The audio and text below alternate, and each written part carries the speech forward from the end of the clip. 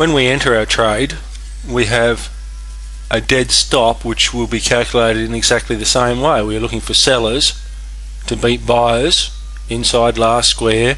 Obviously, if we have an entry here and immediately get a turnover, rarely happens but does happen. Consider the amount of work we've done to find this point. We've done a hell of a lot more work than just looking at it saying we think it might go up.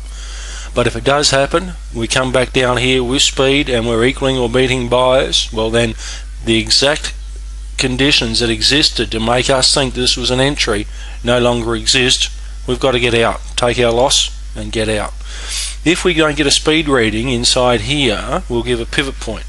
Pivot points you have to calculate yourself. On Australian SPY, day trading 3 points, longer term time framing you use a larger point. But we cannot let a trade slip away and continue trading against us. Again, consider if we're back down here and we thought this was an entry, there's no reason for us to consider holding this position anymore.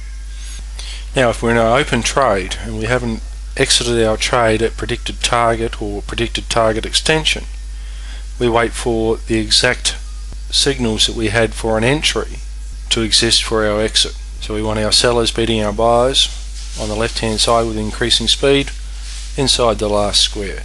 We look for these exact conditions to the right of our predicted target. Again, if we're to the left of our predicted target, we're achieving at a greater angle than predicted, we don't have a problem.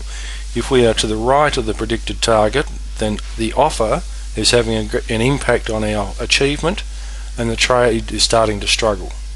There is one minor difference that I'll allow for when looking at the charts. If we've come from a position of strength here and we are bouncing around the last swing high before we make up our mind to leave the area and we get to the right of the predicted target line and we get an exit signal, I will wait until we've used 50% of the predicted volume or swing a pivot point at the last high.